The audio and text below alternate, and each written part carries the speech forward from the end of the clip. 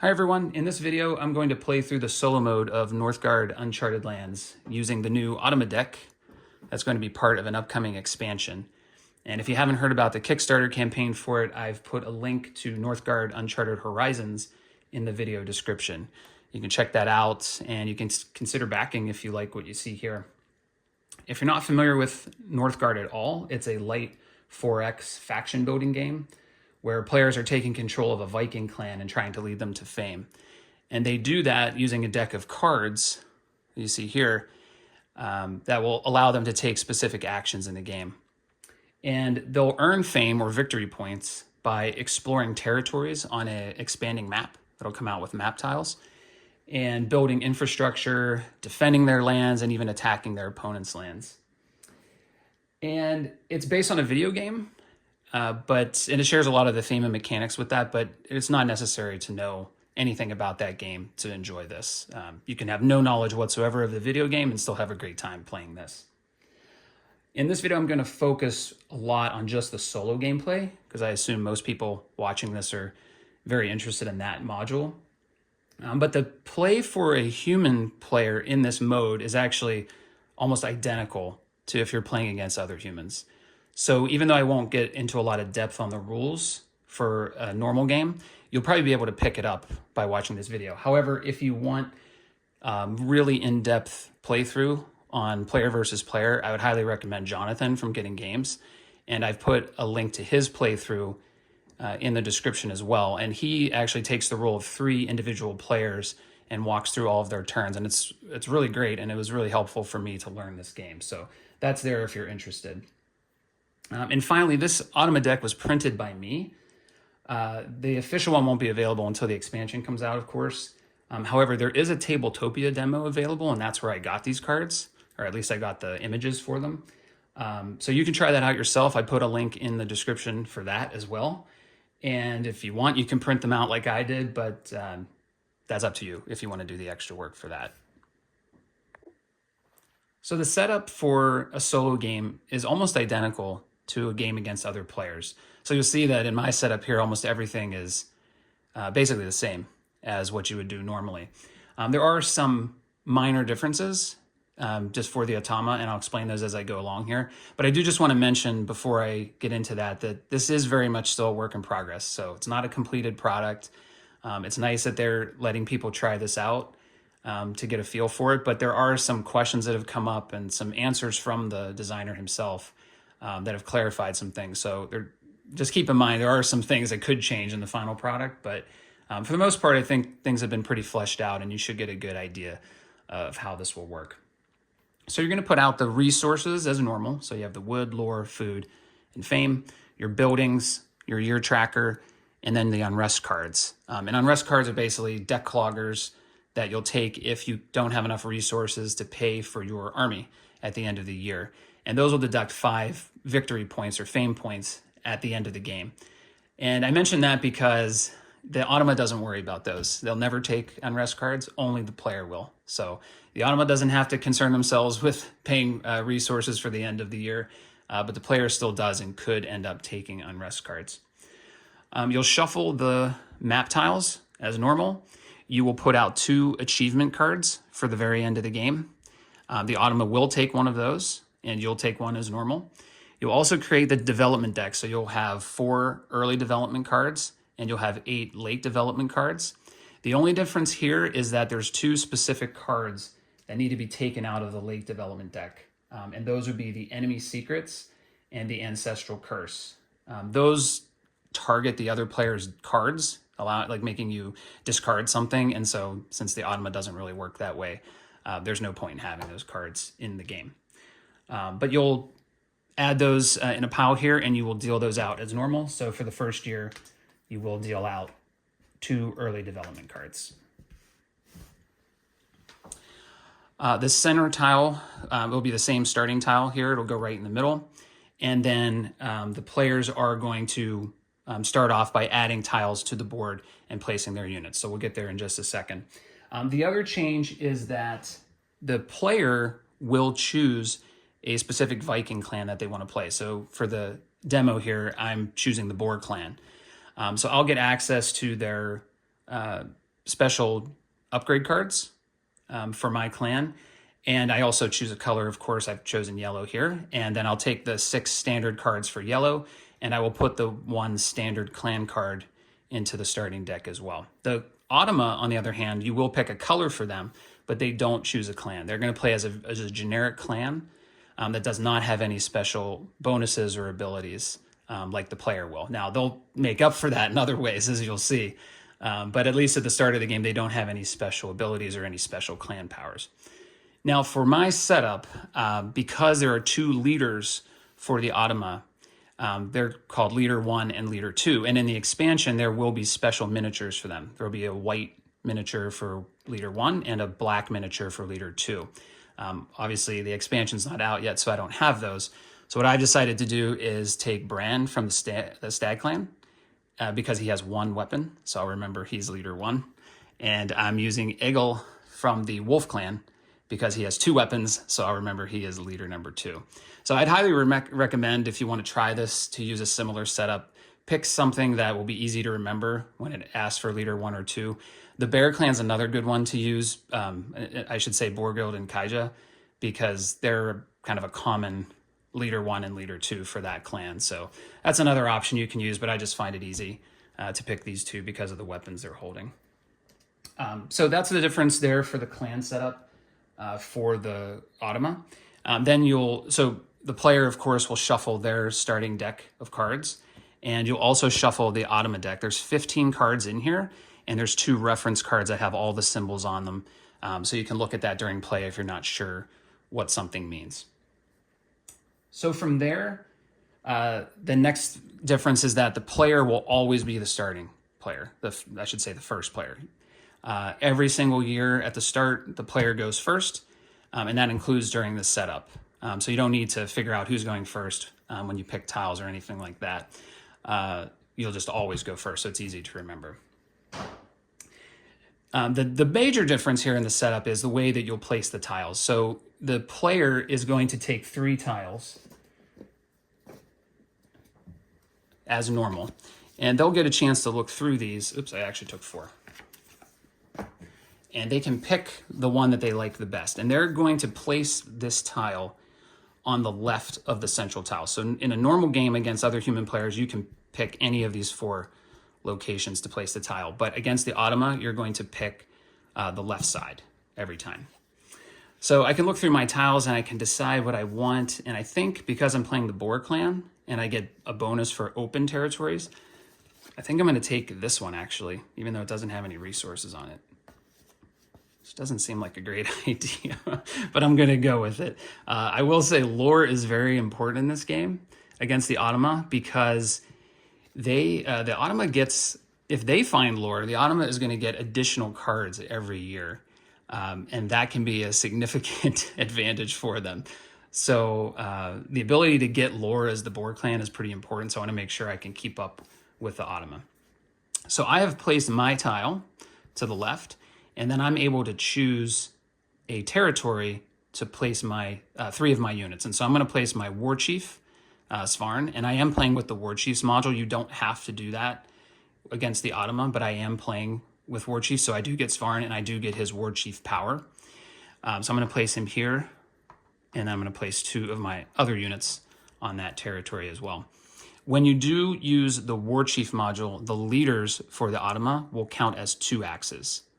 All the time. So if you get into a combat, offensive or defensive, they'll always count as 2 axes. The player gets their normal War Chief ability. So in this case for Svarn, if he's in an open territory or a territory that has wood, he's going to get 3 axes, and that doesn't change when you play the Automa. So you still get that ability. So there's an example of the player gets that advantage over the Automa, although the Automa is going to have benefits in other ways. So for the Automa, they're going to take 1 tile from the stack, and they're going to place it to the right of the central tile. So I'm going to take one here, and I'm going to keep it, you're not supposed to rotate these, so I'm going to keep the top as the top of the Northgard logo. So we're going to look at this tile right here, and the Automa places it exactly as it is. Now, there is one caveat here. If this tile has no resources at all on it, this one actually does, it has a food. But if there were no resources, the Automa would discard this and take 1 more, If that one has no resources, it doesn't matter, you still place it, but they're gonna get one shot at getting resources. Once you place the tile, then the Automa is going to place leader 1 and 2 of their units on a territory based on a priority list. And that priority list starts with resources. So for this tile, it's very easy. They're going to go right here on the territory that has the food. And that's it.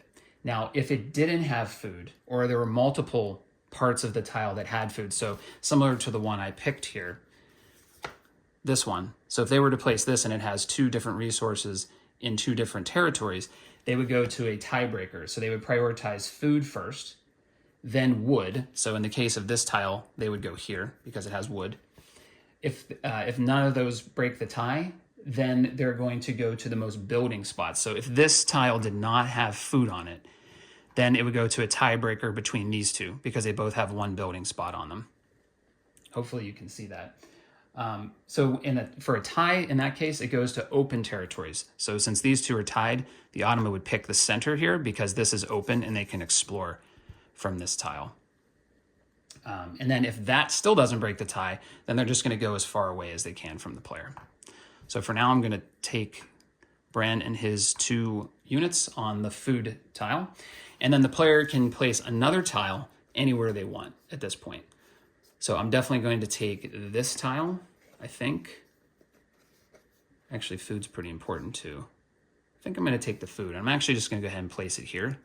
And even though I'd like to have some open territories, I'm just going to place that one, and I'm going to take the food and the lore away from the Automa, and I'm going to go with that. So I'm done. So I would place my last map tile there because I don't need it anymore.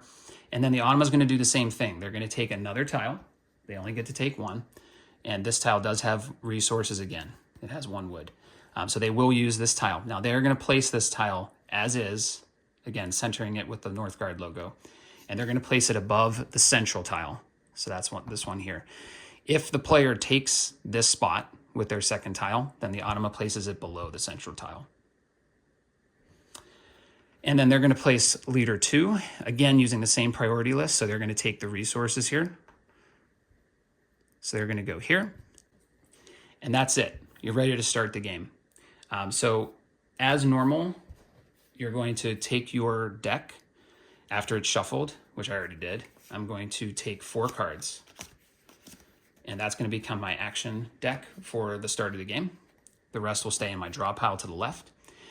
You'll also notice that I get the normal starting resources. I don't think I mentioned that, but you get 2 food and 2 wood. The Automa also has 2 food and 2 wood to start the game.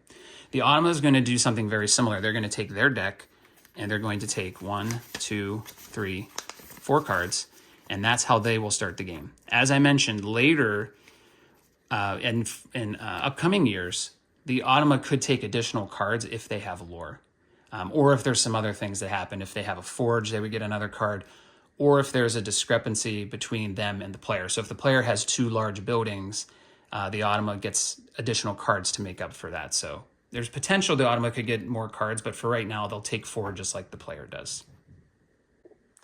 The last thing I'll mention at this point is there are different difficulty levels for the game. The basic difficulty level allows you to have victory if you have 4 closed territories that each have 1 large building on them. So that's 1 more than the normal player versus player game where you need 3 territories, 3 closed territories with a large building. In the Automa game, you need to have 4 closed territories with a large building. The other option is if nobody does that, then it goes to the end of 7 years, and whoever has the most fame will win the game. For difficulty level 2, you remove the building option, so you only win by most fame at the end of 7 years. If that's not enough for you, you can go to level 3, which adds the creatures module, which I'm not using here, just to make it a little bit easier to follow along with the Automa. But you could include the creature deck and have creatures come out when these types of tiles come with a, hopefully you can see that, but that has a creature den on it. So the creatures would come out as normal. The only difference is that they ignore the Automa. They don't care about it. They go into their territories if they have to, just to get closer to the player, but they don't impact the Automa at all. They don't attack them, and they don't use their abilities. So a wolf, for example, if they go in an Automa territory, they don't prevent the Automa from harvesting. They'll still get their points and they'll still get their resources if the wolf is there. So you can play with the creatures if you like. There's no difference except what I said, that the Automa isn't impacted by them, but they'll still come after the player as normal. And then you can make it more difficult from there. So level 4 would be creatures plus the Automa draws an extra card every round. And then you can just take it up from there. You can give them 2 extra cards every round, 3 extra cards. In my experience so far, I don't know why anybody would want to do that, because the Automa is pretty tough. It's very aggressive, and it explores and attacks aggressively. So it has no problem getting fame. The creatures definitely make it very difficult, because it's pretty much like playing against 2 factions. But it's up to you. Whatever you think. You might find it too easy to go against just the Automa, and the creatures will definitely change that for you. But in any case, you can pick that at the start of the game. I'm choosing difficulty level 1 or 2 here. I guess we'll just say it's 2, just to make it easy. So I'm just going for fame at the end of 7 years. But if I wanted to ramp it up, I could add creatures and then give the Automa more cards. All right, so now we'll start playing the game. So we start year 1 normally.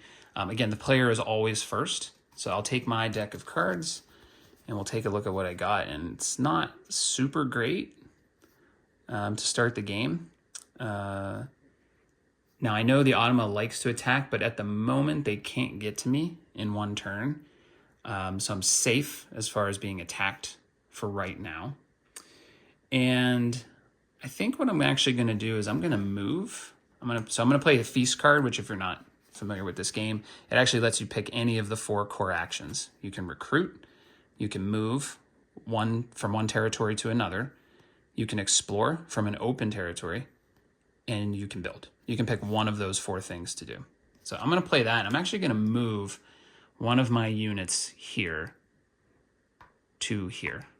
And I'm actually realizing that I made a bit of a mistake here, because I put a rough border, the yellow border here between my 2 territories. So that actually requires a double move to get there. So we'll see how that works out. But for now, I'm just going to go ahead and move and try to access this small building space here. All right, so now for the fun part. We're going to see what the Automa cards look like. So on their turn, the Automa is going to flip 1 card. They don't look through their deck like we do. They just pick the card that shows up on top. And there's going to be multiple things we're going to take a look at here. So at the top of the card, we're going to look for special symbols. And fortunately, we actually have 2 on this very first card, so that kind of helps with the teach. This symbol here is the lightning one, which the player has access to as well. So if you look at my deck of cards, this card has the lightning symbol as well. And what that means is that in terms of the Automa, they are going to play another card after this one, if they have one available. They're going to play this card, do what it says, and then they're going to take another card immediately before the player takes their turn. This symbol over here is the pass symbol. Now, this isn't going to do anything now, but if this were the last card that the Automa drew for the year, and they didn't have any cards left on their action pile, they would not do the action that's listed here, and they would pass immediately, and they would take a development card from up here. Now, when they do the development card, they're going to follow the priority list here. So you'll see from left to right, they're going to go for cards that allow movement first, cards that allow explore second, and then if they can't break the tie with that, they just take the first card, so the one on the left. So that's how the card will work. In between is the good stuff, which is what is the Automa going to do on their turn. So for just real quick though, for using the example for development cards, I'm not sure if you can see them, but 1 card on the left is a recruit card and 1 card on the right is a movement with an extra axe. The Automa would take the card on the right because it has a movement, and that's the first priority it has down at the bottom here. Now for this turn, we don't care about this, and we don't care about anything at the bottom because the Automa is going to do what it says on the card. So it's always going to have 2 options. You're going to see if you can do the first option. If you cannot, you're going to move down to the second option. So the first one is a recruit. So basically the only requirement is that the Automa has at least 1 unit available in its reserve, and they have plenty of units available because we just started the game. And then it's going to go through a series of checks to see where it's going to place this unit. So it's going to start looking for buildings. And I'm not sure if you can see the little plus there, but that means the territory with the most building points. So again, small buildings are 1 point, large buildings are 3. Now the Automa has no buildings, so we're not even going to look at that one. We're going to go to the next thing. So it says open territories. So that symbol there means a territory that has an opening where they can explore. And they have 2 of those, so that doesn't break the tie either. Both of the Automa territories have an open side to them, so that won't break our tie. Next, they're going to look for training camps. The Automa doesn't have any. Next, they're going to look for resources. Both of these have exactly 1 resource. This tile has a food, and territory has a food, and this territory has a wood. So they both have 1 resource, so that doesn't break the tie. Next, they're going to look for an Automa leader. Well, both territories also have an Automa leader. Next, they're going to look for the closest, or the closest territory to the player. That's what this symbol means. So when it has a minus with this symbol, that means the shortest distance from the player. When there's a plus in that corner, it means the farthest distance from the player. And there's a little bit of a trick to this. So when you're evaluating how far away they are, you're checking how many moves would it take to get to the player, or for the player to get to the Automa. So this brings up a change for the Automa, which is they ignore these yellow borders. So I mentioned before that I have to pay attention to these because it takes my units 2 moves to get over that yellow border. That's not the case for the Automa. They ignore the rough borders and just treat them like a regular border and can move over them no problem. So in this case, when it says the shortest distance to the player, this is talking about the Automa moving toward the player. So you would not count any rough borders in that calculation. So from this territory, we have 1 to this territory, 1 movement, and then 2 movements here into my first territory was Svarn. From this territory, we have the same thing. We have 1 movement into this territory, and then another movement into mine was Svarn. So that also doesn't break the tie because they both are 2 away. So we're at a stalemate.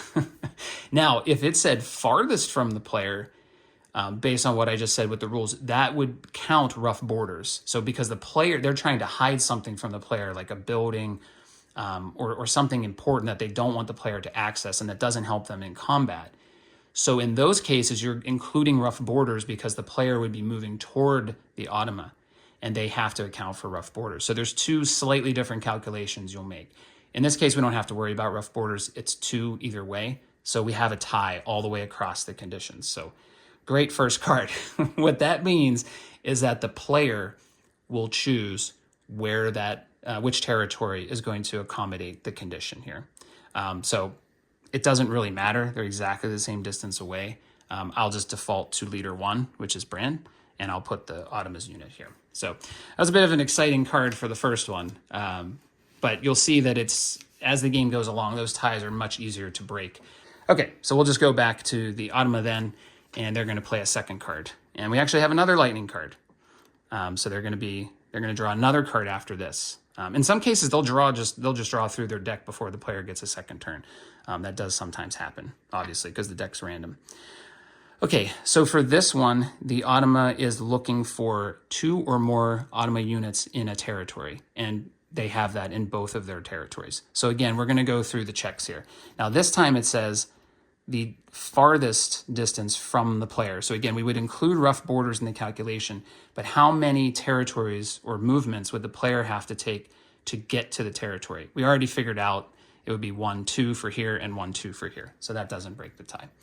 Next, we're going to look for a territory that doesn't have a leader. So the Automa is going to try to not strand their leader through movement. Because in this, when it asks for do they have 2 or more units in a spot, it's trying to move out to explore. That's effectively what the Automa is doing.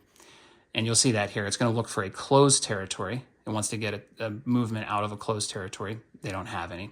So next it's going to go to the most units. So we actually can satisfy that one now because we added a unit here to this territory. So this will win the tiebreaker. They're going to go for most units. And then all they're going to do is it's going to tell you where to move them to. So it's going to move them to the territory with the fewest units. And of course, that would mean 0 would be ideal if it can find a new territory to move in. So there's really only one option here. The only place the Automa can move is to here. Now, they're not going to move their leader. They're going to move another unit to a territory, an open territory. So I'm just going to move this unit right here, and the Automa is going to take that territory. Okay, so since that was a lightning card, they get to take another card. And this time they're going to do a build. So if a large building space is available and the Automa has 3 wood, so they're going to attempt to build a large building here. They're going to attempt to build a forge, actually. That's what they're going to try to do. Unfortunately, the Automa doesn't have 3 wood and they don't have a large building space available. I should say, unfortunately for them, not for me. So we're going to skip that and we're going to go to the second action. If a small building space is available, which it is, they actually have one up here, right there, and they have one here in the new territory they just took. They're going to try to build a carved stone. Now, they don't have a carved stone spot available. Those would have the carved stone icon in the building spot. So we're going to go down to the bottom, and they're going to say, if not, build a defense tower. And so the Automa's going to try to defend their territories and make it harder for us to come after them by building a defense tower, which will destroy one of our units if we attempt to attack. And they're going to try to do this, again, in the territory the shortest distance from us. So they're trying to put it somewhere that would be the most likely place we would attack. So this time it's actually easy to solve this because the Automa moved into this territory, which is only 1 distance away from us. So if they were attempting to attack us, it would only take 1 movement to get there, unlike the others that would take 2. So the Automa will pay a wood as normal, and they will take a defense tower and they'll place it on that spot. So if we were to try to attack them, we would lose 1 unit at the end of the combat, but it would be guaranteed that we would lose 1 unit. All right, so that card did not have a lightning symbol, so their turn is over and it's back to the player. So I'm going to go ahead and I'm going to play the Simple Living card, which says that I can build for 1 wood less. And I'm going to go ahead and play that. And I'm going to build a Woodcutter's Lodge here so I can have all 3 types of resources. So I can build for free on that building spot. And that's it. That's it for my turn. I could take another action if I wanted to, because that's a lightning card for me. But I'm going to see what the Automa does with their last card before I do it.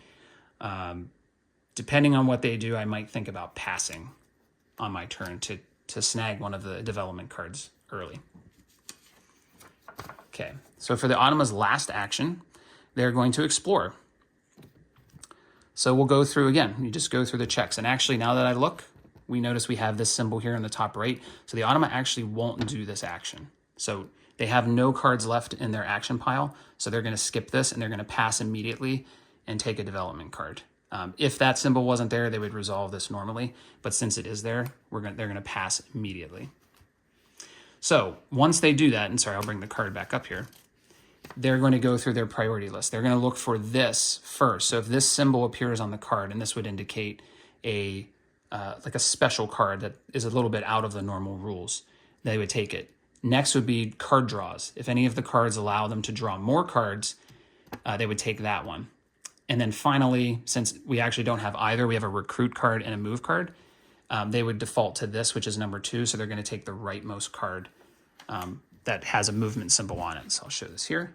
It has a movement symbol. It doesn't matter that it has movement, excuse me. But it's the second position up there, so they'll take it. If it did have a move symbol, like the first card that I showed, then they would prioritize this first anyway. The Automa will not use this card. This doesn't mean anything to them.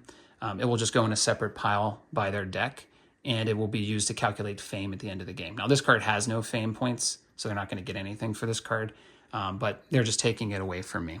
And potentially I would have taken that card because it gives me a move, a quick move, and it also gives me an extra axe, so that would have actually been really useful. But unfortunately, the Automa surprised me and passed, so that's going to be their move. Now, for me, I don't really have anything I can do. Maybe I should have curated my cards, but I don't really have anything good to do. If I recruit, I'm actually going to go above the 6 unit limit, and I'm going to owe 2 food at the end of the year, which seems kind of silly because it's not going to benefit me in any way. The Automa actually cannot attack me right now because they only have 1 unit in this territory, and it's not a leader, so they won't be able to draw units, which you'll see later. They won't be able to draw any units in to attack me. So they can't attack me, and I can't really use this build card because the only build I could do is a large territory, and I don't have 3 wood. So I don't really have anything I can do, so unfortunately I'm going to have to pass. So this just works as normal, where I would take my pile and just put it in my discard, and then I can choose normally If I'm the first one to pass from the development cards, the Automa pass first, so I'm going to just take the one that's left, which is the Town Hall. That's a lightning recruit, and then it gets me 1 fame at the end of the game. So if nothing else, I'm winning. I have 1 fame.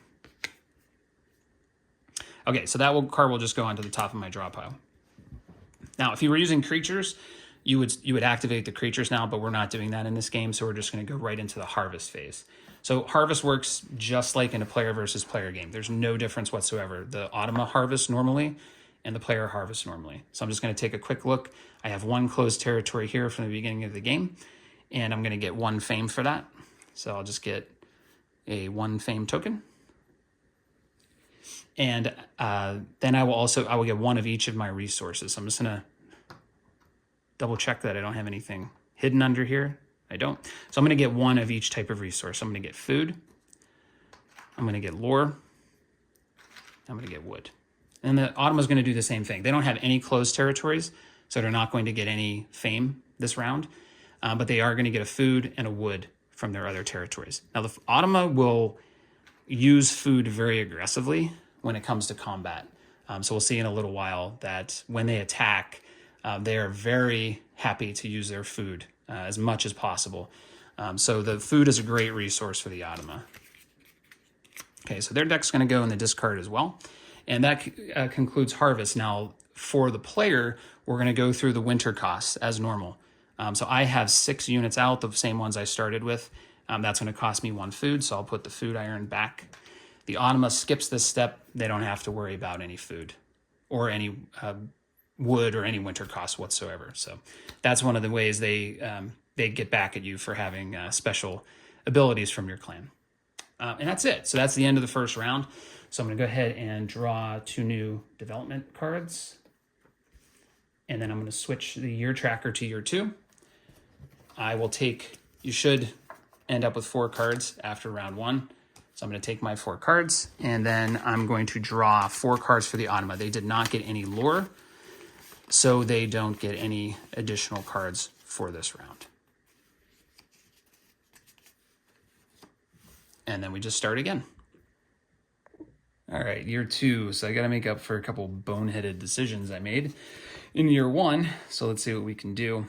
And I should mention that, if I decided against building a large building here, even though I could have done it because I had the boar card that let me build with 1 fewer wood resources.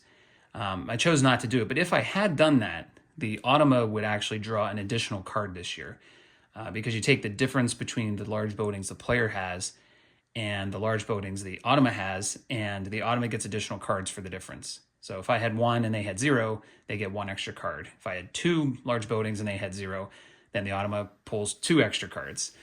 So there's a give and take with the large buildings because you want them because they have great bonuses. Like I can get an extra card with a forge, but the Automa gets 1 too. We'll see what we can do, but these are the cards that I drew this time. So we have our feast card, a 1 move, an explore, and a town hall. And I think I'm going to start off exploring and seeing if I can get some additional resources here in this open territory that I have. And I'll hope additionally that maybe I'll not close a territory and get a lore. I do have the option to explore here as well because this territory hasn't been closed yet. So when we do a normal explore, we're just going to take 1 tile and place it as in the normal game. So this is what I got. And we do get an additional wood resource, but I would have to close a territory to get that. Unfortunately, I think I think I could put it here. This might be the way to go. So I'm going to place this here, which is going to carve out a little more territory here close to the Automa. But it is going to close my territory, and I have 3 tiles making up that territory, so I'm going to get 3 fame for doing that. So I'll take 3 fame as normal for closing a territory. And I am actually going to play a flash card here, or a lightning card. I can play this at any time. So I'm going to use the development card that I just took, and I'm going to do a flash recruit. And just in case the Automa starts thinking about getting grabby with my territories, I'm going to try to protect myself. Unfortunately, I'll never be able to, at least not in the early game, reinforce this territory because I put the rough border there. So we'll see what happens here with the Automa. So they're going to draw another card. And they drew another flash card. And this is where things start to get a little bit serious with the Automa. So this is one of the things they can do that the player can't early in the game. They can double recruit. So what it says is if one unit or an Automa is in the reserve, which it is, they have plenty in their reserve, they're going to recruit 2 leaders or units. They already have their 2 leaders out. But if they didn't, the leaders would be the first recruits. You have to put them back on the board first. And what they're going to do is they are going to go closest to the player. And again, this is how many moves would it take the Automa to reach the player. And they just explored, or not explored, but they moved into this central territory from here. And sorry, to here from here. And so that means that's the perfect place for them to do a double recruit. That is the closest to me. It's 1 spot away. So they're going to take 2 units and they're going to place them in that territory. And since this is a flash, they're going to, or a lightning card, they're going to take another one. Okay, and then here we're going to finally see what the Automa loves to do, which is attack. So this is a move 2, and anytime you see this, this is the Automa is going to attempt to attack on this double move. And so this is where it gets a little bit unique for the Automa in terms of their actions. But they're going to do 2 movements. The first one is they're going to recruit, or not recruit, but they're going to reinforce their leader before they move. So that means the Automa can actually pull units from an adjacent territory and then do the move. And so it allows them to gather up some units before they launch their attack. So it prevents the Automa from, being understaffed, if you will, when they come to attack. So what's going to happen is this is going to say if Automa leader 1 can move. Now Brand is 1, and he can definitely move here. He's not restricted and he's not off the board. If he can move, he's going to take reinforcements to leader 1 from an adjacent territory. This is going to be a little bit interesting. This is kind of a weird situation with the way the board laid out. He's basically going to take the only adjacent territory we have with units is this one that they just recruited to. And so he's actually going to take units from that, and then he's just going to move there. So this is a little bit of an odd situation, but normally he would try to pull some units in, and then he would go and attack or move closer to the player. He's technically going to do that, but it's going to be kind of a loop here. So what happens is if there are units available in an adjacent territory, the leader is going to reinforce with half of the units in that territory rounded up. So we just did a double recruit, so there's 3 units there. So he's going to take 2 of them, and he's going to move them into his territory as reinforcements. Then he's going to move with as many units as possible and leaving 1 behind. So he only has 1 territory he can move to, and he's going to try to move. What it shows here is he's going to move closer to the player. So again, we see that distance between the player and the minus symbol, which means as close as possible to the player. So he's going to move to here, and he's going to bring all of the units he can while still leaving 1 behind. And that's going to be the end of the Automa's move here. They don't have a flash on this card, so that'll be the end of their turn, and it's back to us. I'll take a look at our cards again. And I think now that the Automa's they're within striking distance, I'm going to use my Feast card, and I'm going to build. And I'm going to build a large building in my main territory here. And even though I'm a little bit wary of doing this, I'm going to take 3 of my wood, and I'm going to go ahead and build a fortress here. And I'm going to hope that this helps me fend off the Automa when they inevitably attack me. So a fortress is going to give me 2 extra axes anytime there's combat in that territory while I control it. If the Automa takes it, they get the 2 axes later. So I'm going to give it a go, even though this hasn't worked for me in the past, but we're going to see what happens. So it's back to the Automa now. I'll take another card, and it's another recruit. So again, this one says, if 1 unit or an Automa leader is present in its reserve, which they, again, have plenty of units, they're going to try to recruit a leader, if there is one. There's not. There are both on the board. Or a unit in a territory that has a training camp. Now, the Automa doesn't have a training camp yet, so we skip that one. And then they're going to try to do that in the largest territory that they have. So that's what this symbol means, the territory with the the arrows and then the plus. That means the size of the territory. So they have 3 territories right now. They have this one, which is only 1 tile. This one up here is also only 1 tile, but this one that Brand just moved to is 2 tiles. It's this one and this one. So they're going to recruit into that territory. So they'll take another unit and they'll add it there. And you can kind of see where this is going. The Automa can recruit very quickly, much faster than the player can, at least in the early game. And when they attack, it's probably going to be outnumbering you. So we'll see what happens. So my only remaining action is a move, and I am going to use this. I think I'm actually going to, since I can't move across my rough border, I'm just going to take this unit and I'm going to move them here. And I'm just going to give myself 2 places to explore from in future turns. And this is something I've been hesitant to do in the past. When I play against other players, I'm much more willing to sit and build. But the Automa doesn't let you do that. The Automa is going to aggressively explore and get fame for closing territories. It hasn't really happened yet, but they are going to do that. So I have to try to get ahead of that and have places where I can explore. And if the Automa takes this territory in the middle, I'm going to try to be ready to move on. So let's see what they do on their last card. So when you know it, they're going to explore. So they're going to do it, the action. This time they will do it. There's no pass symbol, even though this is their last card. They will complete it this time. So they're going to explore. And again, I'm going to line up with the top. And this is the tile that they get, no resources. So what it's going to tell them to do is go as far as possible from the player. So they're exploring as far away as they can from the player. Now, from the setup, we know that we have 2 territories that they started with that are both 2 moves from the player. So there's 2 eligible options. The next one is they're looking for a territory that has the fewest resources. They both have exactly the same with 1. Then it's going to look for the space with the most openings. They all just have 1. Then it's going to look for the largest territory. They're the same size. The most building spots. This will be our tiebreaker. So if you remember, this territory up here has 1 building spot. This territory, this territory does not. So they're going to explore up here. If you get to the next tiebreaker, you see it shows you a direction. So it's going to tell you, okay, explore to the east in this case. So if that got to that tiebreaker, we would have gone here. If none of these had been taken, we would go here. Now, of course, this was eliminated early because of the size.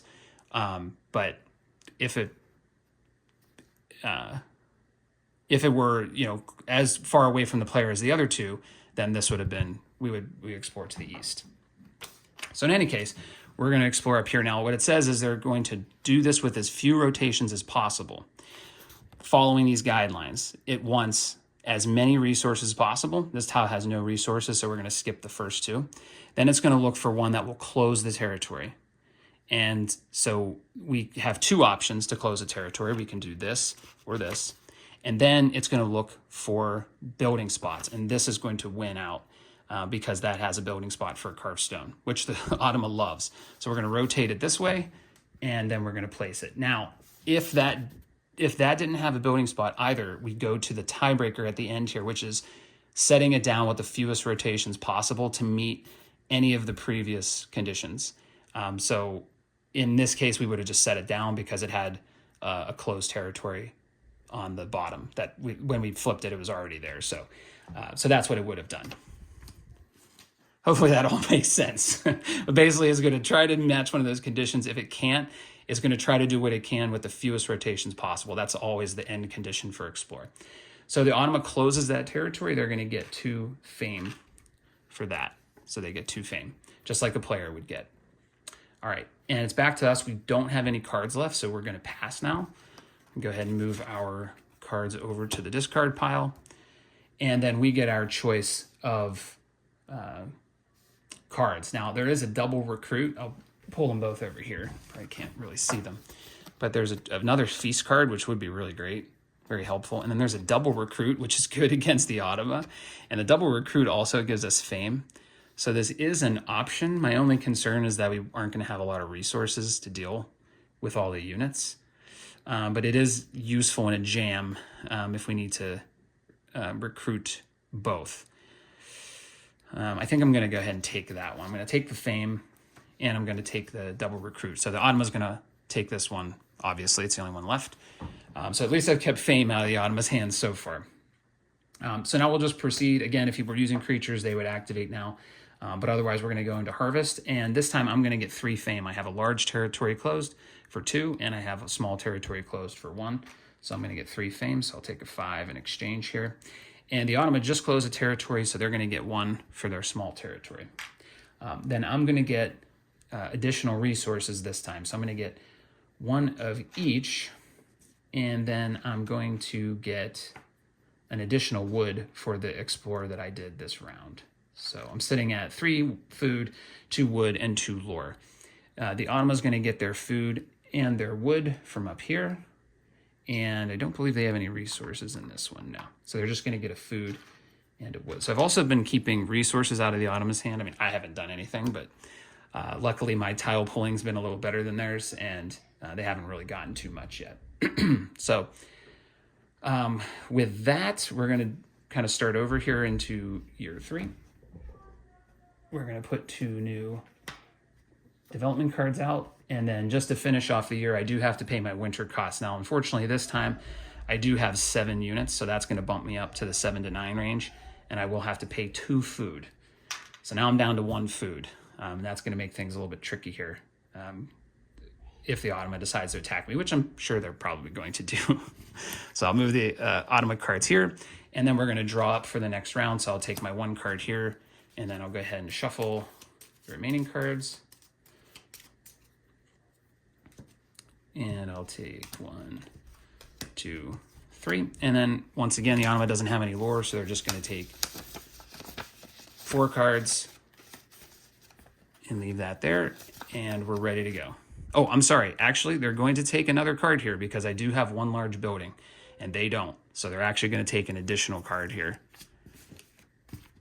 as part of their setup. So there you go. It's easy to forget that stuff. There's a lot of little things that happen from one year to the next, but luckily I did catch it. But yeah, I have a building now, a large building, so they're going to get an extra card every round until they get one and match me. Year 3, all right. So let's see what we got this time. We know we have our double recruit. It looks like I got another recruit, and a move. So I might be using some lore to cycle out these cards this round. It's not really what I wanted to see. I think I am actually going to go ahead and use the double recruit here to start. So that is a fortunate card. And the reason I'm going to use that is because this will get me up to 9 units, and that'll still keep me within the 2 food range. So for now, I'm okay. I can deal with that. And I'll put those both out there. But I'm definitely going to try to not do these 2 cards because that's not really what I wanted to see. All right, so the Automa goes now. And we have a flash card or a lightning card, and they're going to explore again. And so again, if an explore action is possible, which it is, they have 2 territories now in the bottom right here where they can explore. They're going to go for the largest territory. That's where they're going to explore. So zoom in there a little bit so you can see that largest territory. So they're going to pull this tile, and again, they're going to look for resources, food first, and then general resources. So we're going to go with this bottom one here that has a wood. Now, obviously, we can't lay the tile here like this, so we are going to have to rotate it. And again, we always go to do the fewest rotations possible for the Automa. So they're going to take that, and they're going to get a wood for that one. Okay, they're going to draw another card. Okay, this time is a build.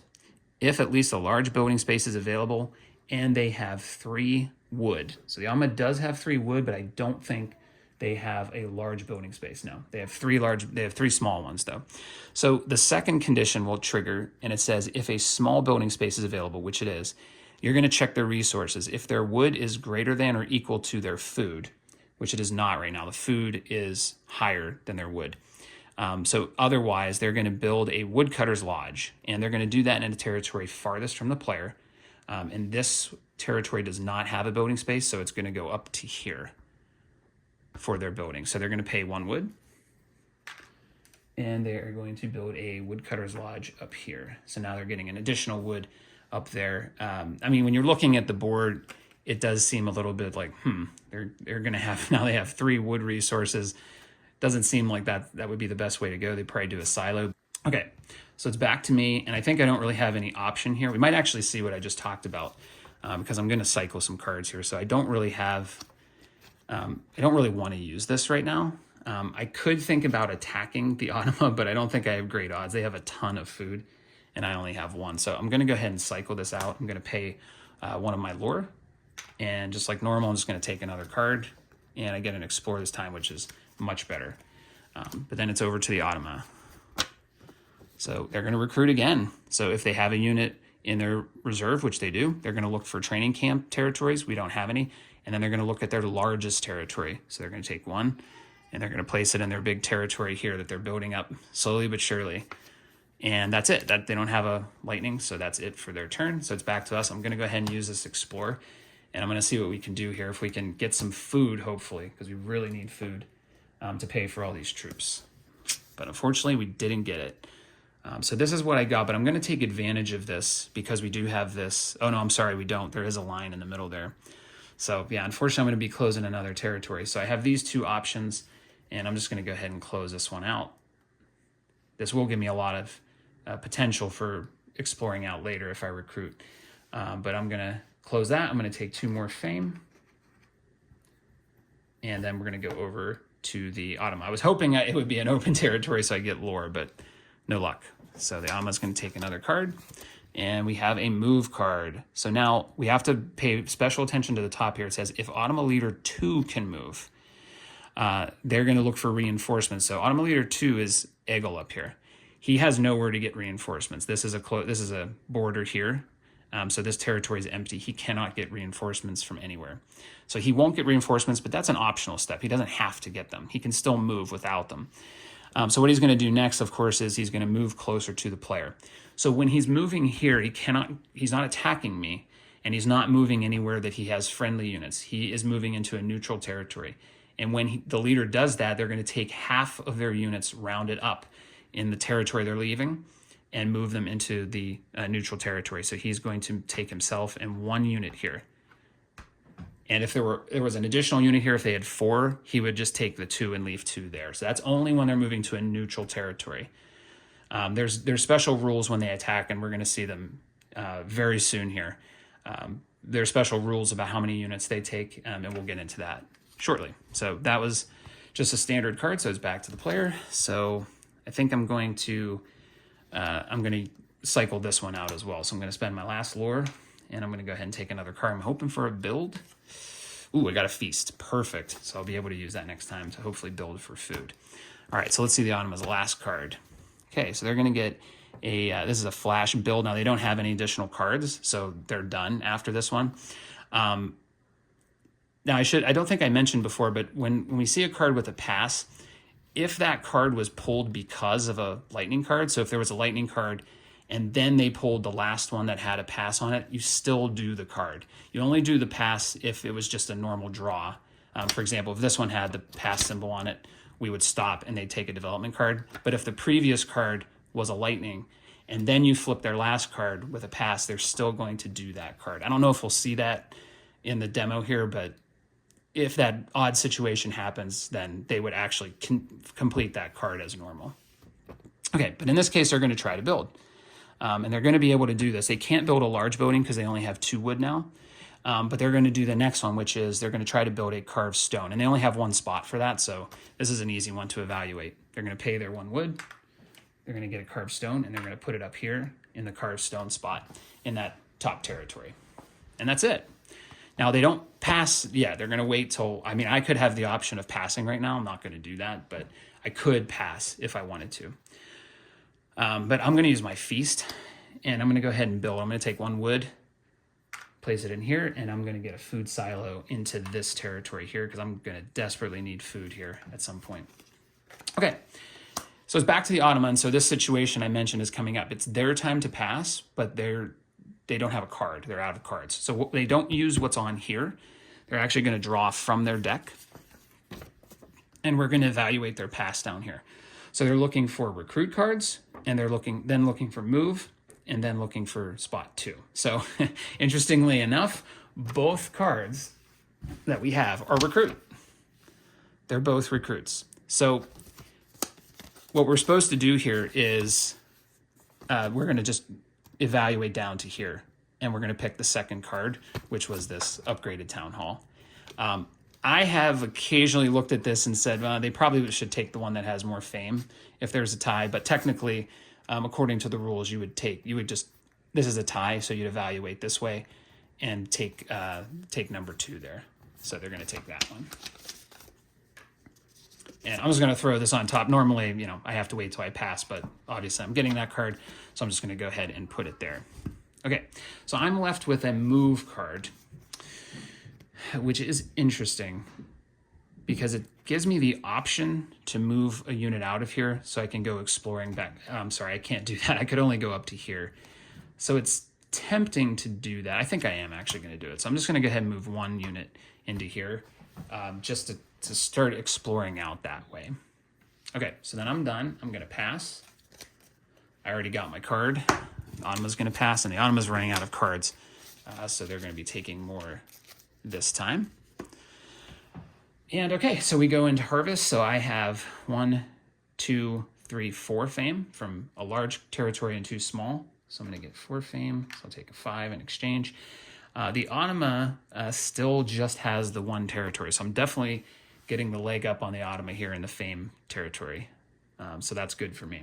All right, so now I'm going to do my resources. I'm going to get 2 food, which I know I'm going to have to pay, so I'm just going to leave them there. I'm going to get 2 wood. And I'm going to get 1 lore. So I'm doing pretty well on resources. I have to say that the other times I played the Automa, I've not done well when it comes to resources. So the Automa's going to get, they're going to get 3 wood. So that's definitely opening the door for them to get a large building at some point because they're getting lots of wood. And they're going to get 1 food and 1 lore. Oops, I just realized I gave them a 5. Okay, so that's it for harvesting. I'll need to pay winter costs again. And this time I have 1, 2, 3, 4, 5, 6, 7, 8, 9. So I am at the upper bound of that 7 to 9, just like I planned. So I'll have to pay 2 food for that again. So you can see where this is headed now. The Automa has 5 food. I have 1 food. You know, they're kind of lining up for an attack. So they're going to have a big advantage when they get there. Okay, so we'll move the tracker to 4. I'm going to pull out 2 new development cards. And then we're going to take 4 cards for us. And now the Automa is going to get 4 normal cards, 1 for our building, and 1 for their lore. So they're going to get 6 cards. So I'll need to shuffle up their deck. So because they only have, I think, 2 cards, actually just 1 left here. So they'll have to take this card and shuffle up, and then they're going to get 5 new ones. And then we're ready to start year 4. I'm going to try to go a little quicker now, just to show you that now that we've seen most of the cards that are in the deck, I'll try to move a little faster just to show that you can play this pretty snappy once you get a hang of the different icons and things that the Automa uses. So I'm going to take a look at my cards here and see what I want to do next. I do have to watch for the for that center territory. I'm getting a little bit married to that now, and I'm concerned the Automa is going to be attacking me here soon because I think I'd be very surprised if that last card that we haven't seen yet is not a attack card, a movement card. So I think I'm going to try. I'm going to start off with this card, with my feast card. I'm going to try to explore again and see what I can do here or here. Okay. Okay, well, this will let me keep the territory open, which is nice. But I won't be able to put it here to get that food. So I think I'm going to put it here, even though I'm a bit worried that the Automa's probably going to take this from me at some point. But I think I'm going to place that one there. And since I did not close a territory, which is the first time this happened as the Boar clan, I do get 1 lore, which will be helpful. Okay, so on to the Automa. And what do you know? They get a they get a movement 2 card. So here we go. So this will be the first time we're going to see combat in the game here. So this is, again, a movement 2. And you'll notice that these have the same pattern. So the leader's going to reinforce. Then the leader's going to move toward the player. And they're going to look for different things that they're moving toward. Now, they only have 1 territory. to attack. So again, they're going to be going to closest to the player. So they're going to be this is the only place they can attack right now for leader 1, that is. Sorry. This card says leader 1, which is Bran. And so this is the only place that he can attack. So what's going to happen is there's really nothing to evaluate on the card. It's pretty simple. But he's going to reinforce from an adjacent territory. Now, this one here only has 1 unit, so he can't reinforce from there. This one has Egil and a unit, and he can reinforce from here. So what happens is you're going to take half of the units from the adjacent territory. So in this case, just 1. Never the leader. The leader will never be taken as a reinforcement. And then the next thing you do is a little bit tricky, but you're going to move as many units as possible from this territory where you just reinforced and that has the leader, leaving 1 behind to keep the territory. You're going to move as many as you can to not outnumber the player by more than 2. So as the player, and this is units, we're talking about units right now, not axes. So as the player, I have 1, 2, 3, 4, 5. So Bran could take up to himself and up to 6 other warriors into here. And we'll see if I can actually do that. I think I can.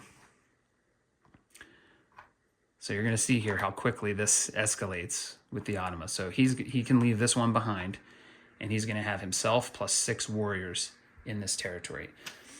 And if there were ties, you're going to notice there's a different pattern to how they'll evaluate which territory to attack. Sometimes it's this one, which is the most building points, and it is points this time. So that means in this territory, I have a large building that would be 3 points. So they're going to try to attack what you may think of as the most built up territory. And other times they're going to have this one first, which is the least number of units. So they might attack your weakest territory. So you'll see a back and forth with that as these cards are evaluated. So I'm going to place that there, and we're going to get into combat. So combat is fairly normal, except that the Automa is always going to use food if they can. And the way this works is we're going to count up axes for the player, potential axes. So I have Svarn here in this territory, which does have a natural wood. So my power on my card here is if I'm in an open territory or one with wood, not buildings, he's worth 3. So he's going to be worth 3 axes. And then I have 4, 5, 6, 7 from my other warriors. I also have a fortress in here, so that's going to give me 9 total axes. If I use my food, that would give me 10 axes. Now the Automa is the war chief's going to count as 2, or the leader, I should say, is going to count as 2, 3, 4, 5, 6, 7, 8. So they have 8, I have 10. So next, what the Automa is going to do, I should say I have 10 potential. I have 9 right now, but I have 10 potentially with all of the food. If I use all the food I could, I would have 10 axes. So the Automa now is going to use as much food as they can to not outnumber the player by more than 2. So since I have 10 and they have 8, they're going to take 4 food and they're going to place it here. And so now they have 12 axes compared to my 10. And that's it. And then from there, you're going to roll the dice and see what happens. Now, again, this is kind of how the Automa works. They're going to try to drain you of resources through this. So sometimes they're going to attack and it seems odd, like they're attacking and they don't have much of a chance, but they're going to try to bleed you of food and other things as they do this. This time, it's a legitimate, they have a legitimate case for making this attack. So the Automa is attacking, so they're going to roll first. And they're going to win because they're going to get 1 skull. So one of my units is going to be lost. And they also got 2 axes, so they're now at 14 axes, and I have no way to beat them now. So I should have said I am using my food because I really wanted to keep this territory. And now the player is going to roll just to see if I take out any of their units, but I cannot win. And unfortunately, I rolled the 3 axes. So I get 13 axes, they get 14 axes. They're going to take this territory from me. So that's unfortunate. I haven't learned from my mistakes. I've done this before and built the fortress, and every single time the Automa has taken it from me. So the Automa didn't lose a unit here, by the way. So let me stand them back up.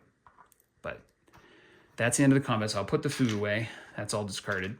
And then I will have to retreat. And so I'm in an interesting situation here because I can't go over my rough border here. So the only place I can retreat to is here. So I'm just going to have to move everybody out to here. I guess I could go here, but that doesn't seem to make much sense. There's nothing there. All right, so now I'm there, and the Automa got away with no damage, and so all their units are going to be in here now. So that's unfortunate. All right, so we'll go back to my cards and see what I want to do next. And I definitely want to try to take that back if I can. Although again, I've fallen for this before and I've had a hard time getting that back. So I think I might try to build at this point. And I have actually in this new territory, I have a small and a large building spot. You probably can't really tell, but there's a large spot here and a small spot here. And I think because I just lost my food, now I have to be really careful because the Automa doesn't care about the rough borders, so they can come and attack these units if they want. There's nothing stopping them. But I think what I'm going to try to do is I'm going to build a woodcutter's, or sorry, I think that's what it's called, the woodcutter's hut. And I'm going to build that for free with my Boar Clan card. And then I'm going to use the recruit card that I picked up, which is woodcutters. So I can recruit 1 unit per wood in each of my territories, including buildings. So now that I built that building, I'm able to recruit into there. And then I'm also able to recruit into here because it has wood. And actually it has 2 wood. It has the natural and it has the building. So I actually get to recruit 2 there because it's per wood in each of my territories. And I'm going to hope that's enough to hold off the Automa, but we'll see. Okay, so they're going to get a lightning card now. And if they can build a large building, which they can. So Eagle's in this territory now and they have a large building. They're going to build a fortress. So there's nothing to evaluate here because there's only 1 territory where they can do it. So they're going to take 3 wood and they're going to build a fortress. And then they're going to take another card because that was a lightning card. Then they get another lightning card. Okay, so here's the one again where if they have 2 or more in a territory, which the one that Brand just took here, that's the only one they have. And they're going to move toward an area with the fewest units, and that would be right here. So this has 1 unit and this has 1 unit. This is the only empty one. They're going to move 1 unit there. And they're going to take another card. Now they're going to explore. So they're going to explore as far away as they can from the player. And so that would technically be right here. This is 1, 2 away from any of my territories. This is also 1, 2. This is 1, and this is also 1, 2. This one here is 3. This would be 1, 2, 3 from any of my territories. So they're going to explore from here. Okay, so they're going to take a tile, and wow, they got lots of resources. So they're going to try to get as many resources as possible, and they're going to favor food. And if you remember from the previous ones, they're going to do this with the fewest rotations possible. So they're just going to lay it down like that. Okay, and that's it. Now it's back to me. Now I'm starting to think I'm in trouble. So the only thing I have left is build, and I could build another large building. And I think I might do that. And I might, what building I'm going to build, I don't know. The fortress didn't work out too well for me. And I have found again that it really isn't that valuable because the Automa usually has so much food because they never pay winter costs that they'll just overwhelm you anyway and take your fortress. It's not really an issue. So I think I'm going to go with the Altar of Kings.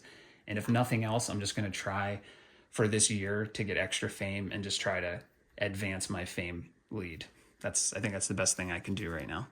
All right, Automa's up again and another flash card. So they're going to get, if Explore is possible, they're going to go for the largest territory that they have. And that's going to be this one here, I think. They have 1, 2, 3. Nope. This one also has 3. So that doesn't break the tie. So they're going to go with the fewest openings. And I think they both only have 1 and 1. So that doesn't break the tie. So the most building spots, they're tied there as well. They both have 1 building spot. The fewest resources, that's going to be this one here. This has no resources in it, so they're going to explore from there. Oops, and I should keep the card to see what they're looking for. Okay, so they're going to go for food first. This tile does not have any food. Then they're going to go for resources. So they're going to take the wood, and they're going to go here. And that's going to give them 1, 2, 3, 4 fame points. All right, so the Automa's striking back now. They're really starting to get some momentum. And that was a lightning card, so they're going to go again. and they're going to try to build. So they can't build a large building because they've already done that, and they only have 1 wood left. So they're going to do this. So again, we're going to look at their resources. If the wood is greater than or equal to, right now it's equal. They have 1 of each. So they're going to build a food silo, and they're going to do that in their territory farthest from the player. They're both equally far because they can only do it here and here, and they're both equally far. So they're going to do in the one with the fewest resources, but now they both have 1 wood. So they both have the same resources. The fewest building points will be the next tiebreaker. And this territory will be the one because it only has 1 building point, and this one now has 3. So they're going to pay their last wood. They're going to get a food silo, and they're going to place it here. And that will be the end of their cards. And now we'll be back to us to pass and take a development card. All right, I pass. And then I have these options for my development card, and I'm 100% taking this one to help with my rough border situation. So that's going to be super useful. So I'm going to take that one. Then we go to the Automa. They're out of cards, so they're going to pass, and they're going to take the upgraded scout camp. Okay, so these go into kind of running out of room for my discard pile here, I guess. But they'll discard, and then we'll go ahead and go into harvest again. So unfortunately, I lost my closed territory, so I'm only going to get 2 fame this year. So that's unfortunate. And oh no, I'm sorry. I'm sorry. I'm forgetting. I'm going to get 3 for my altar of kings that I just built up here. So I'm going to get 1, 2, 5. So I get a full 5 there. The Automa now has my old closed territory for 2, this new closed territory for 2, and then their original territory up here for 1. So they're also going to get a 5. So I'm going to give them a 10 and then take a 5 back. Okay, so then we'll do our harvesting for resources. So I'm going to get 2 wood for this one and a wood up here. So I'm going to get 3 wood, which is handy in case I want to do another large building. And then I'm going to get 3 food. This territory up here, when I explored, actually had a food. So I'm going to get 3 food, which is very good because I think I might owe all of them, to be honest with you, for my winter. And then I do get 1 lore, which is helpful. So now I have 3 lore, which means I could potentially upgrade a card, which could be useful if I want to start getting into combat. And that is it for me. I got my... I'm sorry, I should get 4 wood. Wait, no, I don't. Never mind. I'm sorry. Okay, so yeah, I got my 3 wood, my 3 food, and 1 lore. Okay, great. So the Automa now is going to go. They're going to get 1, 2, 3, 4, 5 wood. And they're going to get 1, 2, 3 food. And they're going to get 1 lore. Okay, and this brings up an interesting part of the rules, which is if the Automa at any point, they don't have it now, but if at any point they get either 6 food or 6 wood, 6 or more, I should say, they will do a one-time exchange to give up 3 food for a lore or 3 wood for a lore, or both if they have 6 of both. So the Automa will take advantage of the trading and harvest to get lore. They haven't quite hit this turn with their wood, but they're close. I, of course, can trade as normal if I want to. I'm not going to. And then I'll have to pay my winter costs, which I have 1, 2, 3, 4, 5, 6, 7, 8, 9, 10, 11. Unfortunately, I owe all of my food and a wood. So again, you can see how this is starting to build up for the Automa. They're going to out-resource me pretty hard now. And I'm just going to have to figure out a way to make it work. So, okay, that's it. We're going to move on to year 5. Put out 2 new development decks. Ooh, there's 2 really good ones there. Bribery and Conqueror. Worth a lot of fame, and they have pretty cool abilities. So we'll see what happens at the end of year 5. All right, so I'm going to draw my 4 cards. I'm out, so I'm going to shuffle real quick. And draw 3 more. And then we're going to do for the Automa. Now, unfortunately, I don't get extra cards if the Automa has more large buildings than me. They have 2, I have 0. So they're not going to get an extra card for that, but they will get 1 for their lore. So they're going to get 5 total cards. 2, 3, 4, 5. All right, so they get their 5 cards. I only get 4, and so we're going to go ahead and start on your 5. So I'm thinking, wow, lots of recruitment again. I can't really afford to do that, but I'm really thinking that I might try to attack Egil here. He's all by himself, and he has wood in his territory, so Svarn would count as 3 for me. And I think I might try to take that before it's too late. So I think I'd hate to use this 3 for that, because that could let me reinforce my other positions. I think I might hold off one turn. Yeah, I think I might. So I think what I'm actually going to do is I'm going to cycle out this card, because I don't really think I want to do that one on this turn. So I'm going to use a lord. I'm going to take another card. I'm just going to hope for the best. When you know it, I got another recruit. All right, so Automa's going to go now, and they're going to recruit.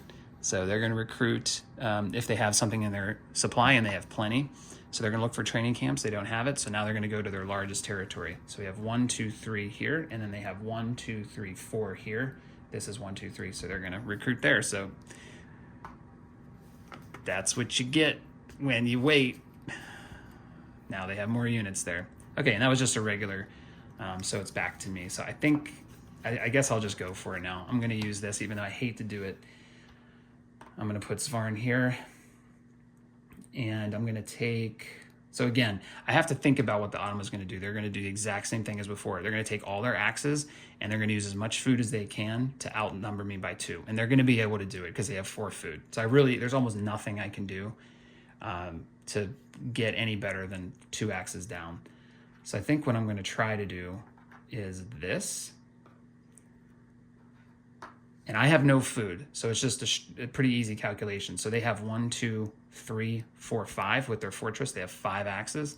I have 1, 2, 3, 4, 5, 6 with my with Svarn having 3, and then my 3 units. So they're going to use 3 food, so they can get to 8 axes. So that will give them 1, 2, 3, 4, 5, 6, 7, 8 for the fortress, and I'll have 3, 4, 5, 6. So that's the best I can do right now. We'll see what happens. So I'm the attacker this time, and I'll roll. Ooh, that's exactly what I wanted. Rolled the 2 skulls. So that's going to take out both of their units. And now it doesn't matter what they roll. I'm going to win no matter what. But they will roll to see if they take out any of my units. So now here's an interesting situation. They got the axe or skull. And the way this works is that if the axe would let the Automa win, they'll take the axe. If not, they're going to take the skull. So in this situation, they can't win because they lost both units, so they're going to take the skull, and I'm going to lose my unit. Now, if they're the attacker, it's a little more interesting because they might not know for sure that it's going to give them the win, but if there's a chance it will, they'll take the axe. If there's no chance they're going to win, they'll take the skull, which most of the time that's not going to be the case for them. They're going to usually be in a good situation. So Egil goes into the reserve, and if there's another recruit in the future, he needs to come out first.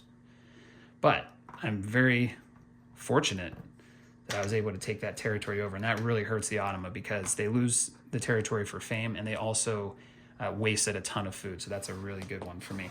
I did forget, though, that before I made that final move, I did want to move this unit here as part of my 3 to get at least 2 in both of these territories. So that's the end of my move. Now, if the Automa decides to attack here, we'll see what happens. If they go for building points, actually, I'm in trouble either way because they're going to probably attack here almost no matter what they do. Okay, so now the Automa goes, and there they go. And actually, this is perfect. Well, no, it's not. Never mind, because they have the fallback. I was going to say, this is Automa Leader 2 can move, which they can't because Egil's in the reserve. So it's going to go to Automa Leader 1. So unfortunately, they're going to come after me, and I hope they go here somehow, but we'll see. So the same rules are going to apply. They're going to try to reinforce, but unfortunately for them, they can't. All of the territory surrounding them, this one, and they can't actually do it from there. But these 2 both only have 1 unit, so they can't reinforce. So then they're going to move into the closest territory. Now, there's 4 of them, so they're definitely going to have to go to a tiebreaker. So they're actually going to go for most resources this time. So I have 2 here, 2 here, 2 here, and only 1 here. So this one that I just took with the fortress is uneliminated, which is too bad. So they're going to go for fewest units, but I have 2, 2, and 2. and then they're going to go for most building points. So like I said, they're going to go up here to the building points, which that makes sense. That's probably where I would attack. Now I only have 2 units here, so what they're going to do is they're going to move Bran, and they're going to move 3 units. They're going to outnumber me by 2, so they can only take 4 units, but 1 is their war chief, so that's going to count as 2 axes. I have no food, so the calculation is I have 2 axes. They have 2, 3, 4, 5. They're already outnumbering me by 3, so they're not going to use any of their food. So I'm in trouble on this battle. So here we go. So they're going to roll first. And so here we go. So they're going to get the axe and the skull. I could potentially roll a 3 axe and defender wins. So they would definitely take the axe. That's going to guarantee that they win. And then I'm going to roll, and I roll an axe and a skull. Oops. And so they'll lose 1 unit, but they're going to win the territory, and then I have to figure out where to retreat, and I think I'm just going to take the easy option and just go right here to retreat. All right, and that ends the Automa's move. Okay, so back to mine. I'm tempted to recruit, but I can't move, so it wouldn't really do me any good. I did want to upgrade, but unfortunately things just didn't work out with the cards here, so I'm going to cycle that card out again and draw a new one. Which is another recruit card. I think I should have done a remove. I think that would have been the better way to go, but it is what it is with cards. All right, so here we go. So they're going to do a flash recruit. So like I said, Eagle's coming out first, so I'm going to put him out there to remind me. But they're gonna go closest to the player, which is a lot of places right now. Anywhere they have a training camp, which they don't, and then they're going to go in the territory with the most resources. So they just got mine up here for 2. 1 is here. 2 is here, so we have a tie between this one and this one. So next it's going to go to building points, and then this one's going to win out. So these 2 are going to go here. So now we're going to have both leaders in the same territory, and that'll make things interesting the next time they move. Okay, but that's a lightning card, so they're going to draw another. And here we go. They're going to move again and attack. So they can move. They're going to do move 2 with leader 1, so that'll be Bran. And again, they're going to try to reinforce, which this time they can do. They have an adjacent territory with 2 units in it. They're going to take 1. They're going to take half of the units, so that would be 1 in this case. And they're going to move toward me in a territory with the most building points. So that's lucky for me. They're going to come at me here. Now, the way this works is they cannot take the leader. The other leader has to stay. So Bran's going to take all of his units because he won't be able to outnumber me. And so he's going to take all of these units. So he's going to have 5 total. I have 5 as well. And then he's going to attack me that way. But Eagle's going to stay here. The leaders never move together, but they do have to leave 1 unit behind, so it makes sense for Eagle to just stay there for now. All right, so we're going to count up axes again. So for me, I have 3 for Svarn because I have the natural wood, 4, 5, 6, 7, 8, 9 with my fortress. And the Automa has 2, 3, 4, 5, 6. So we've got quite a discrepancy. So they are going to try to use food to make up for that, and that's going to get them to 2 axes lower. And that's what they're going to try to do. So they're going to see if they can get lucky here and somehow take me out. But the Automa is going to roll first. And they're going to get an axe and a skull. So they're going to take out 1 of my units. But they're not going to be able to beat me. So I'm going to win, and I'll roll. And I got 2 axes, so I win, and the Automa will retreat. They're going to go through a similar priority decision list like they do for the cards. And the first one on that priority is most building points. So this is a pretty easy one. They're going to go right back where they came from because this one has 4 building points, and that's more than any other territory that they own that's nearby. So they're going to go right back here. Now, if there was a tie on building points, they'd go to most resources next. I think they both, so the options would be here, here, and here. These 2 have 2 resources available. The next one would be largest territory size, so they would end up going here because this one is 3 tiles and this one is only 2. But the first is building points, so they are going to go right there. So I lose 1 unit, but I'll say that's a pretty good result for me. And this is something you'll see with the Automa when you play, is that they can get in these cycles of attacking frequently, and they start to whittle down their numbers a little bit, and it starts to get a little bit easier to beat them, but it has to be within the same year. If you get them to attack multiple times in the same year, you can take advantage of it. But once winter comes or harvest comes, they reload on food, and then that first battle is pretty tough. All right, so it's back to us. I feel like I have 3, 4, 5, 6, 7, 8, 9. I'm right at that 9 spot, which I like. But I am going to get a little bit worried that they're going to start being able to whittle me down.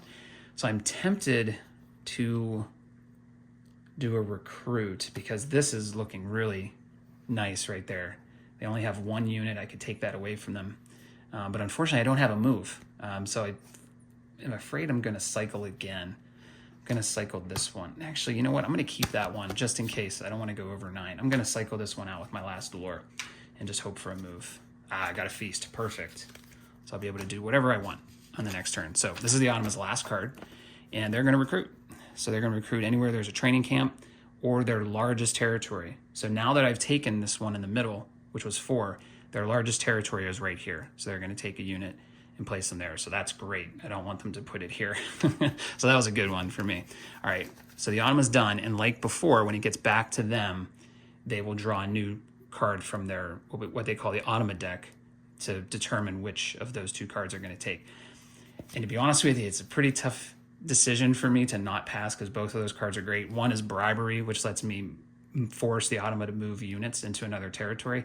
And the other is Conqueror, which allows me to ignore all the fortresses. But I just have too many cards and I get to do whatever I want now.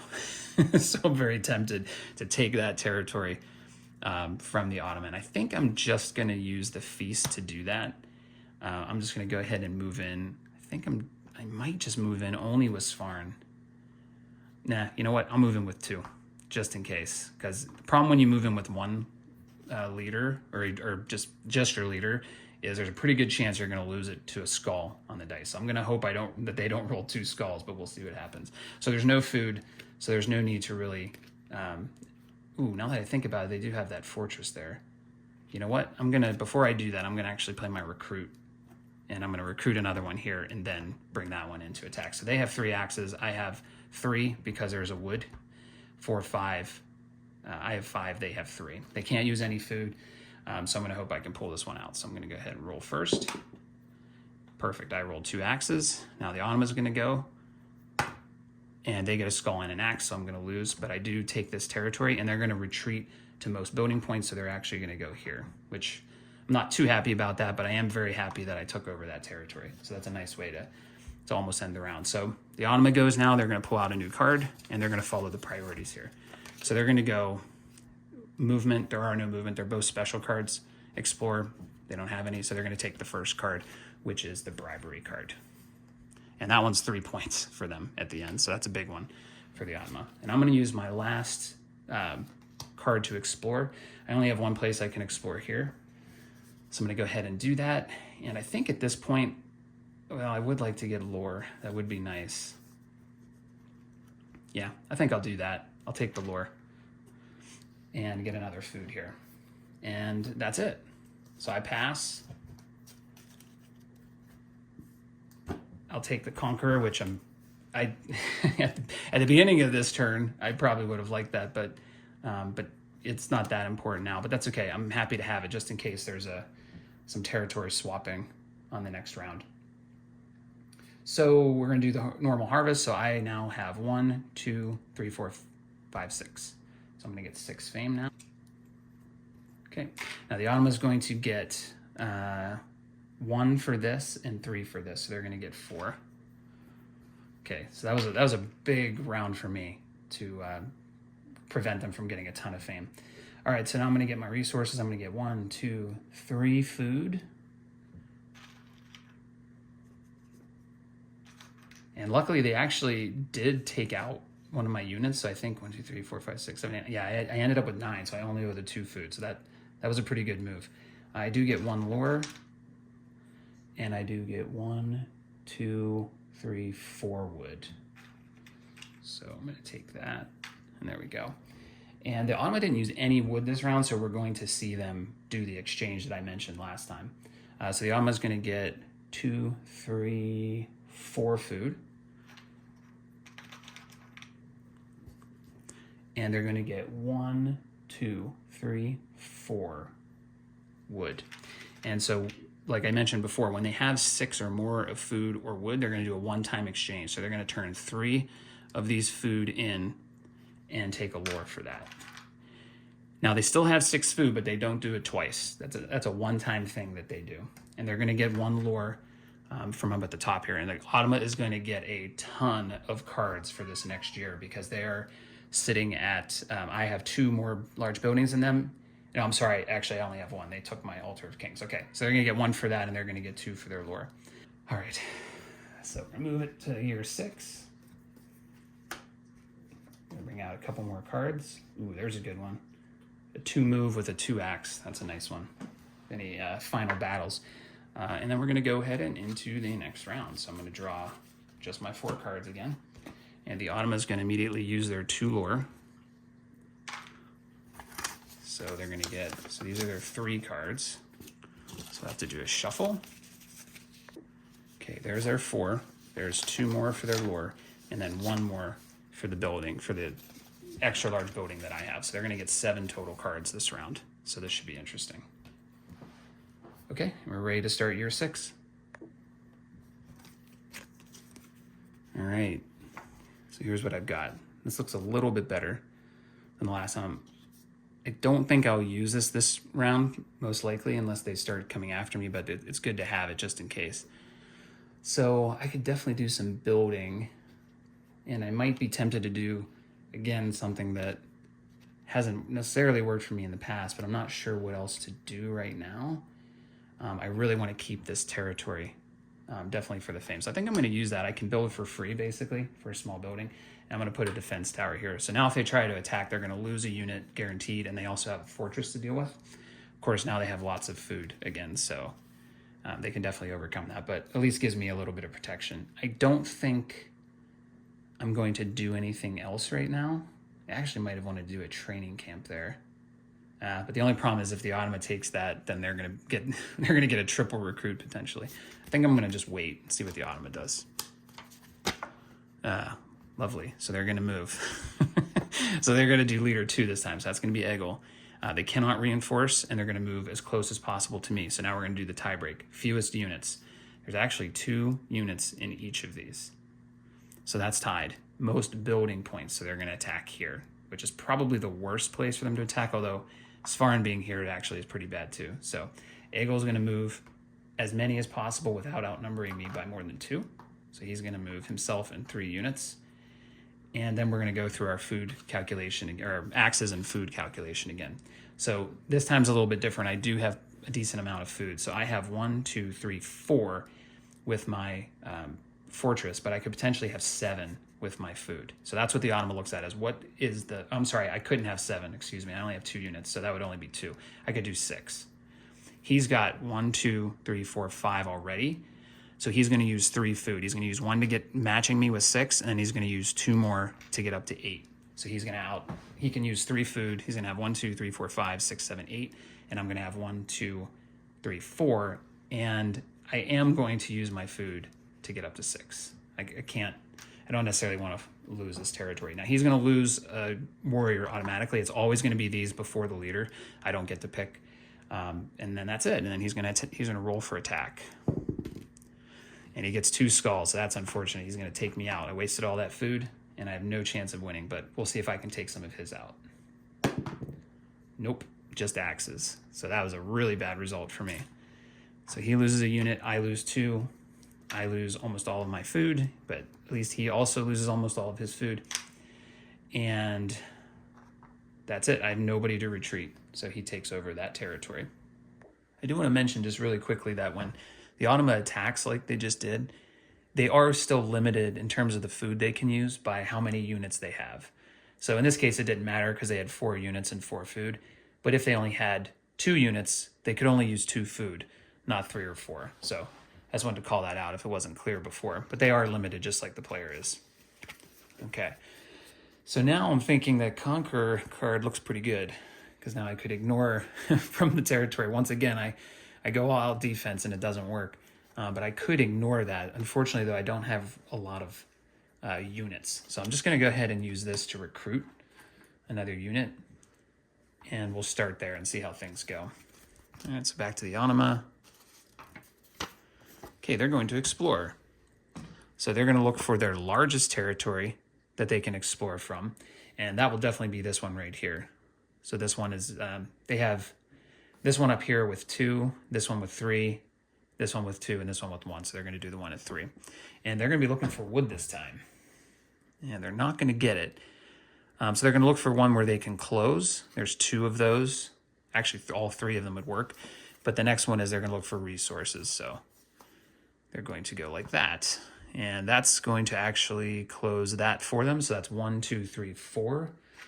Fame for them for closing that. Take one back. And that's it. It's back to us. So I could think about using this and then immediately moving. But the only issue there is I'm going to be even with them if I do that. We both have 1 food. We both would have 4 axes. I'd be gambling with the dice. And then I would definitely not be able to do anything else this turn. I think I'm going to go for it. I'm going to play the Conqueror. I'm going to ignore the fortress and the defense tower, and then I'm going to go ahead and move into here with Svarn and my 1 unit. And then we both have 4 axes. Like I mentioned, we're not using any of the defensive structures. And the Automa's going to use 1, and I'm going to use 1. The Automa's going to try to get 2 axes ahead of me, so they use their food automatically. I'm going to use it as well to try to match them. And then I'm going to roll, and we'll see how this goes. Ooh, okay, well, that's cool, but that's probably not going to win it for me. Actually, it's not going to win it for me because we're tied, so I can't win. So I'm going to hope they don't roll 2 axes. They don't. They just roll, 2 skulls. They only roll 2 axes, so we're okay. So I'm just going to retreat back, but I got them to waste their food. And I also took out 2 of their units, which is pretty helpful. Of course, the Automa can recruit rapidly, so we'll see how this works out. But they have lots of cards left, so I'm sure we'll run into something like that, a double recruit here eventually. Okay, so now they're going to build, and they have plenty of wood. So they could build a large building, but they don't have a space for it. So it's going to go to the next option, which is build a small building, but they actually don't have any building spaces. These 2 are taken, these 2 are taken, these 2 are taken, and these 2 are taken. So they actually have no building spots. So I don't remember if this came up before, but when this happens, you actually just discard this card and you draw another one. So they're going to be just like the player where if they can't do what's on the card, they just can't do it and they have to move on. I don't remember if before I said they would draw from their main deck, but they don't do that. They draw from their action pile. So they'll discard that and they'll draw another card. Now this would happen regardless of whether I had cards left or not. So I don't have any turns left, but even if I did, they would still draw another card in this situation. It would just be like they can't use it, so they're obviously not going to pick it. They'll do something else. All right, so they're going to recruit, and they're going to recruit in their largest territory. Now we have 2, 1, 2, 3, 4, and 1, 2, 3, 4, 5. Oh, I'm sorry. This one actually is 5. No, never mind. That's a border there. Sorry. They're both 4, excuse me. So they have no training camps. They both have a tie here. They're going to do the one that's farther from the player, but they're equally distant from the player. So it's going to go to building points, and this territory will win because they have 4 building points here versus 2. So they'll get 1 unit there. Okay, back to me. I'm going to pass. And I am going to definitely take the movement with 2 axes. Even though I'm giving up fame, the other card has 2 fame on it, but I'm going to take this because I think we're going to need it. And so the Automa's going to take this. When it's their turn to pass, they won't need to draw a card for that. They're just going to go ahead and take that card no matter what. But it's back to the Automa now, so they'll finish out. Okay, so we're looking at leader 1. Can leader 1 move? Yes, they can. So that's Bran. He has 3 units in his territory, so he can move. He's going to take reinforcements. He's going to take half from here, from the adjacent territory, and then he's going to attack the player, the territory that's closest to them. And there's only 1. They can't get to this territory, so they have to attack here, which is good for me. So they're going to try to outnumber me by 2, but they cannot. So they're going to come in with these 3. This is the first time we're going to see the Automa kind of in a disadvantaged situation. They're going to be lower on axes than me by a lot. So I get 3 for Svarn, 4, 5, 6, 7 for the fortress, and they're going to get 2, 3, 4. And they have no food, so they can't make up for it. So they pretty much are hoping for a miracle here, that they roll a 3 and I only roll skulls. That's what they're hoping for. So it is possible, and the designer actually said that they'll still do this type of thing because they might take out our units, or they might be able to move to a more favorable territory if they lose that. So it is possible they could lose and maybe move here where they're, maybe that's more advantageous to them. I don't think it is in this case. They definitely want to protect that fame, but it's just something that they might be trying to do here. Okay, so they're going to roll, and they're going to get the axe or the skull. So they didn't get 3 axes. They cannot win, so they're going to take the skull in this situation. Okay, and then I'm going to roll, and I get a skull and an axe. So I take out one of their units. They take out one of my units, but they have to retreat. So we're going to go back to the priority list. They're going to go for building points first. They're tied. This has 3, or I'm sorry, this has 4, and this has 4. Then they're going to go to resources. They're tied again. So now they're going to go to, I believe, they're going to look for the largest territory. That would be the next one. And that's going to be this one here. So they actually are going to end up moving here. So again, if I'm thinking of taking that territory, that might be a good move for them because now they're protecting a territory that's larger, that's closed. They're always going to get fame from it. The Automa doesn't realize, though, of course, this is going to give them more fame. And now it's very weak, and I could attack it. But I can't do anything now. I don't have any cards. So they're going to keep going. Okay, they're going to try to move again. This time, if Automa Leader 2 can move, and they can. And so that's going to be Egel. And adjacent territory does have units. So they're going to take this one. And because, again, they're taking half. There's only 2, so they're taking half. And they're going to attack the nearest territory. So it's basically going to be the exact same thing again, except I have 1 less axe. So I have 3 for Svarn with my wood, and 4 for this one. They have 1, 2, 3, 4, and then I get 2 for the fortress. So I have 6, they have 4. So they're going to roll again. They get 1 axe and 1 skull, so they're definitely thinning me out here with these attacks. And then I'll roll, and I get an axe or a skull. I don't need the axe to win because I have 6 and they have 5 now. So I'm going to take the skull and take out another one of their units as well. But I retain the territory. So we already did this calculation. They're going to retreat right here. All right. And they're going to take their last card.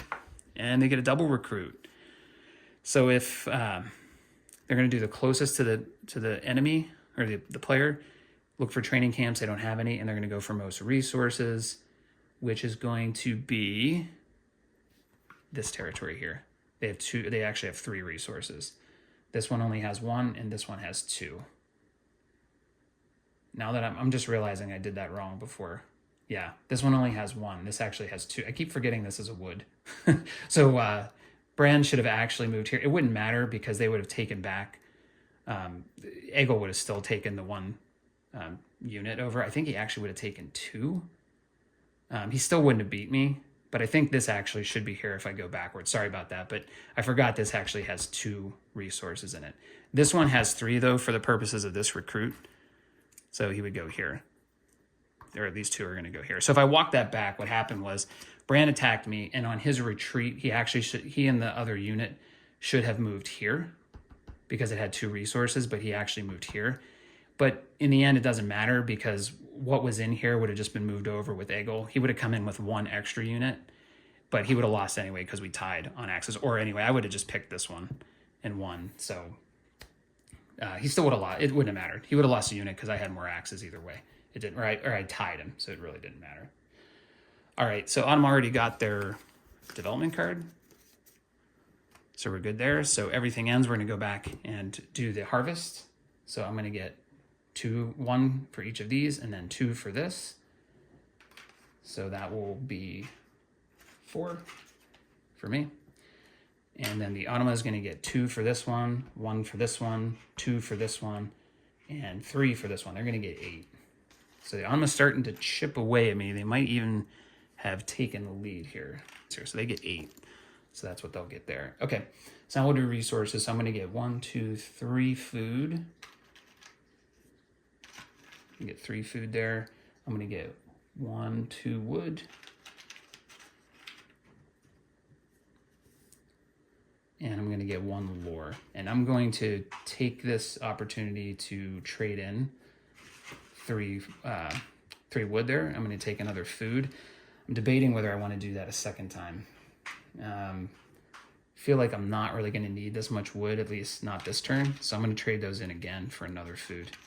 And I'm just going to try to see if I can outfood the Automa here because I'm going to need to definitely get into some combats. All right, so that's my harvest. The Automa's going to get 2, 3, 4 wood.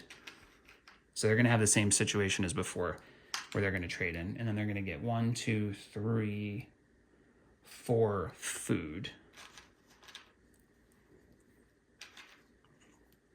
And they're going to get their 2 lore. Okay. This time, though, they have a building advantage, so they're not going to get an extra card for that for this year, for this final year. So I have to do my food costs. I only have 6, so I only owe 1 food, so that's really going to help me going into the final year. And I'm going to push this to 7. We're going to get our achievement cards now. And I think we're ready. Yeah, I think we're ready. Oh, I'm sorry. Nope, forgot one thing. They are going to turn this in for 1 more lore. Okay, so they're actually going to have an extra card here for their extra lore. Okay, so I'm going to take 2 cards from here. I'm still only getting 4 cards. So I'm definitely going to be at a bit of a disadvantage here in the final year. I think the fame is really close. I'm going to flip this over and just count it up real quick. So the Automa has 29 and I have 28. So I have to get the advantage against them here to win. And they have very low fame in this game, but you know, every game's different. So there's my 4 cards. And then the Automa's going to get 7. I don't know if I have enough. 2, 3, 4, 5, 6, 7. Yep, I do. Yeah, I guess I did just shuffle it last time. All right. Sorry, things are getting a little sloppy for the Automa here. Okay. So that's it. We're ready to rock for the last round. Okay, so I'm hoping this time with my shuffle, I'm going to get lots of recruits. No, of course not. I don't get any. I don't get any this time. That's okay. So I definitely want to target this territory. I really need to get up there. And I think I'm not going to need wood at the end of the game. So I'm inclined to use this right away. And I'm actually going to just pull these 2 out of here into here. And I'm just going to go ahead and attack. That will put me at 3. Yeah, but I can outfood them. Let's see what happens here. So I'm going to try to do that. Take advantage of getting over that rough border finally and getting them over there. So I'm going to have only 2 for Svarn because there's no natural. Oh, actually, it's an open territory. Never mind. I think if it's open. Yeah, it's an open territory. Never mind. He's 3, 4, and Brand is going to be 2. But the Automa's going to use 1 food. They can only use 1 food because they only have 1 unit. So I have 4. They have 1. They have 3. So I think I'm going to use a food for each. This is a pretty important territory. I'm going to try to take it. So I have 3, 4, 5, 6. He has 2, 3. So that should let me get it, but stranger things have happened. Okay, I definitely got it now. Now he could win still by getting 2 axes, I should say. Or I'm sorry, 2 skulls. No, he gets 2 axes. So he's out. He will definitely go here. All the food goes into here. And I take over this territory now. This one's pretty weak, but I think the trade-off was worth it. So let's see what the Automa does. Okay, they're going to attack right back. So they're going to go with leader 1. Both can move. They're in the same territory.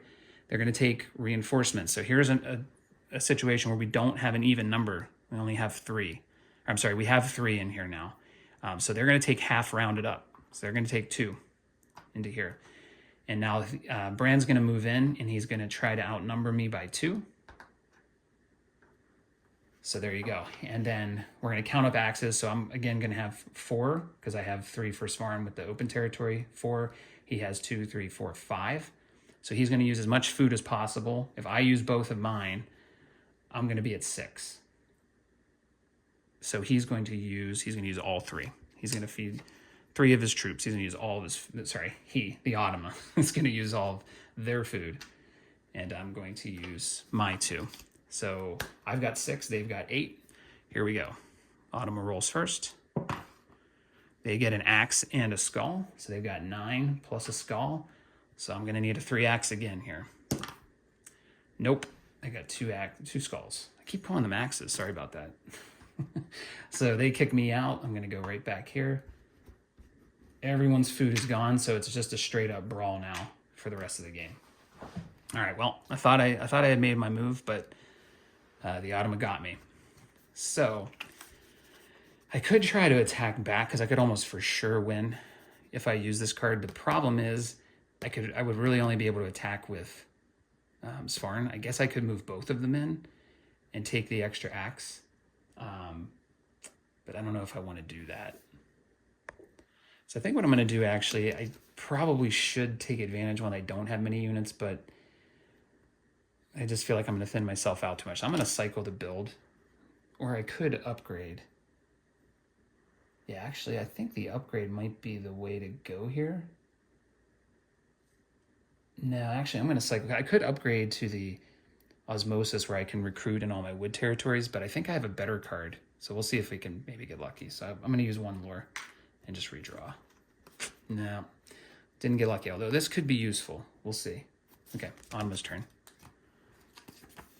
All right, so they're going to get a lightning build, but I think we're going to run the same problem. They can't do this because they don't have a territory with building spots. So they're going to discard and take another card.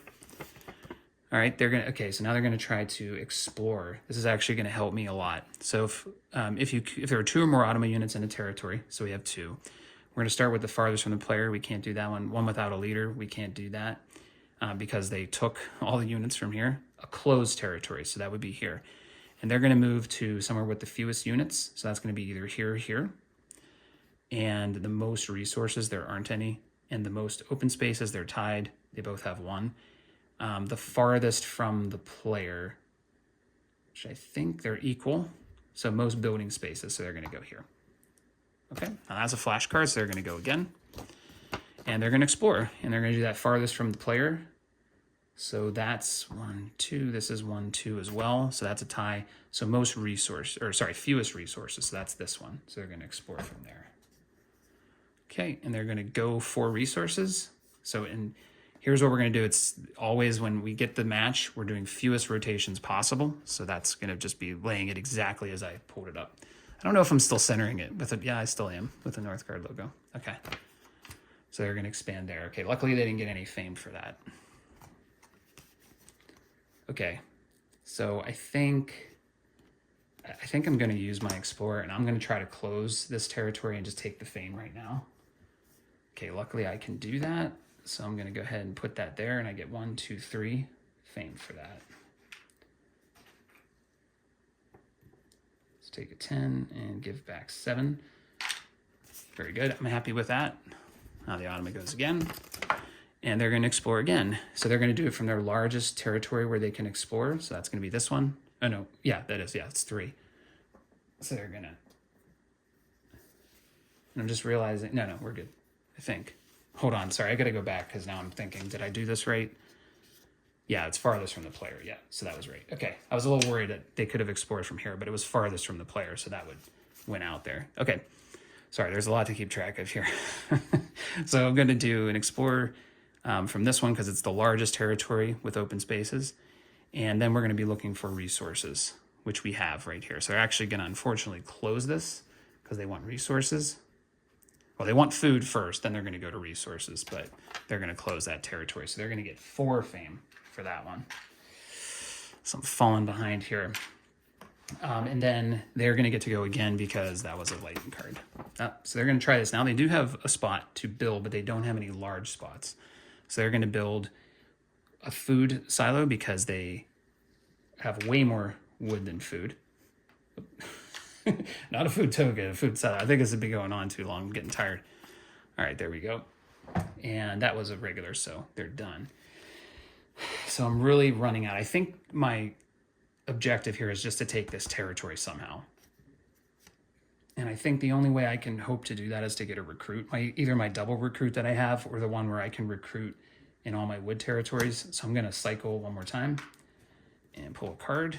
And I got to move. Uh-oh. It's not looking good here. But the Automa's down to their last card, and luckily it's just a recruit.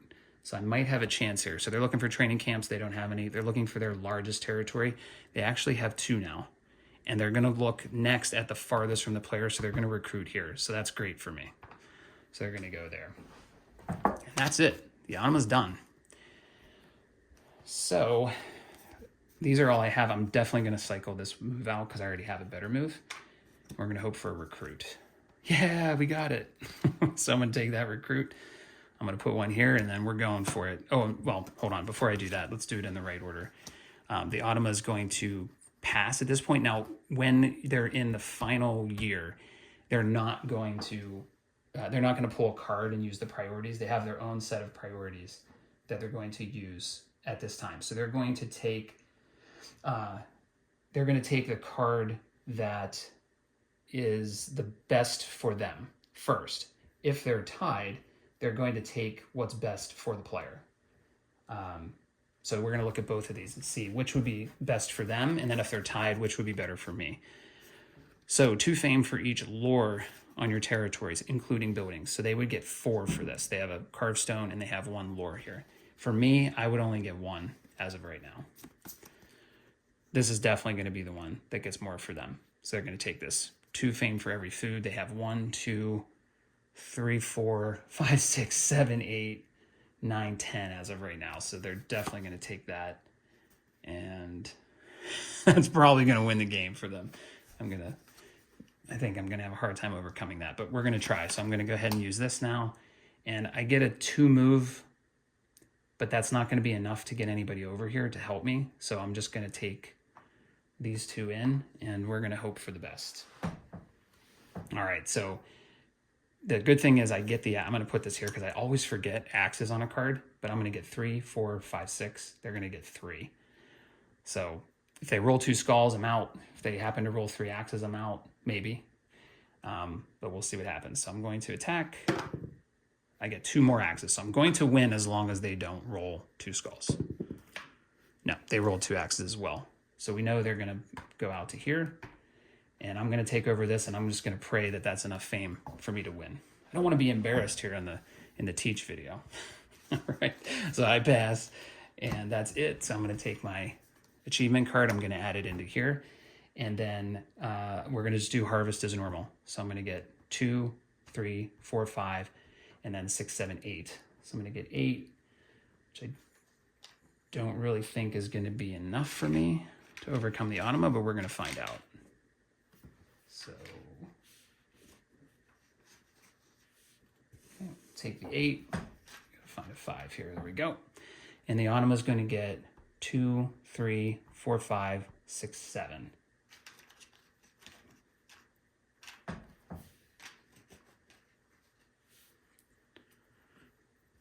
All right, I think we might be tied right now, or they might have me by 1. Okay, so then we're going to do resources because we will trade resources in at the end. The Automa's going to get way more than I will. But I'm going to get wood and 2 food from that territory, a food and a lore from this territory, wood from that territory, and then another wood for this territory, and a food for this territory. The Automa's going to get, I think we already said 5 food. 1, 2, 3, 4, 5. Yes, they get a 5 food. They're not going to trade in at this point. Obviously, there's no point in them doing that. They want to get the max points.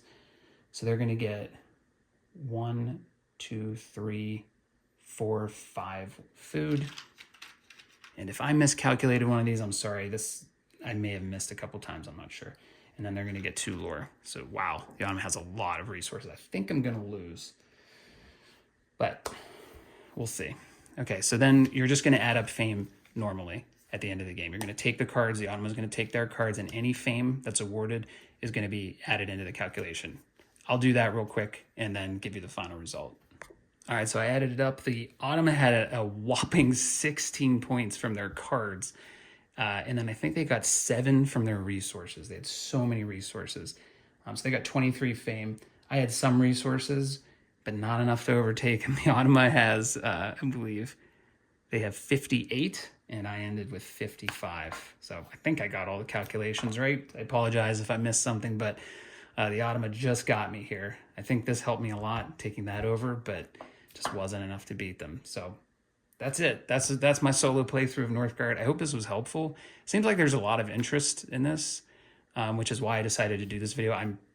I've never made a YouTube video before, so certainly not something I do regularly, but I just thought there's enough interest. A lot of people seem excited about it. I know I was excited because that just lets me get the game out more. I don't have to necessarily always wait for someone who wants to play. I can just take on the Automa. And I have to say, I like this Automa a lot. I actually think it's pretty good.